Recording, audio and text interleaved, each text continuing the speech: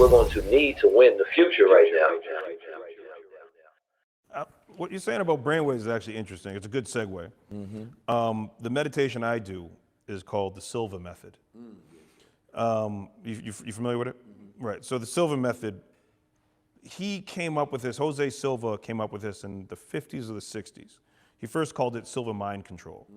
And, you know, he changed the name because mind control had negative connotations after MK Ultra. That's another thing we're going to talk about. No, we can talk about that. That's another, you know what I'm saying? But Another segue. It's another segue. But so his whole thing was that the universe resonates in the alpha state.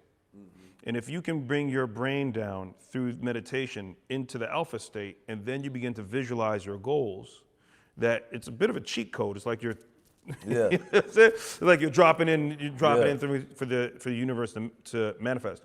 And that was the meditation that I started doing. One, to see, you know, a bit of a science experiment. Let's see if I can manifest what I want to manifest. But in it, I found a meditation that is calming, but still active. It's not like, just clear your brain and, you know, listen to it's something where you're doing something, but it still takes you to that place. And then when you get to that place, you begin to visualize what you want to do with yourself and seeing yourself achieve it, right? And, you know, we can debate whether or not that interacts with the universe and makes it manifest, or if that just helps focus what you want to do with yourself.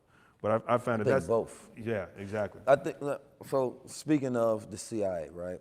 The CIA talked about patterning. And patterning is a technique of emotional, intellectual, you know, visualization, right?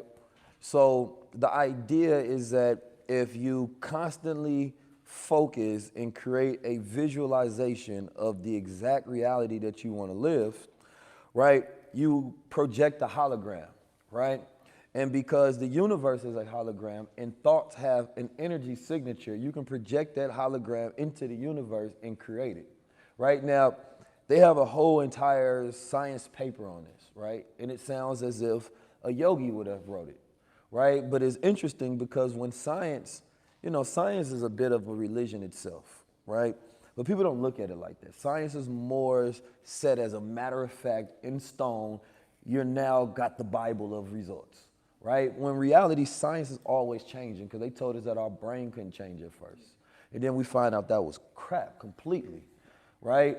And what we really found out is that you have to stimulate the brain differently, right? So after the ages of like 25, your brain has to be stimulated from the hippocampus area that regulates mood, memory, and learning. You have to do different things, right? So when you were younger, you have great pattern recognition. You can just learn. Then when you get older, information ain't hitting like that, right?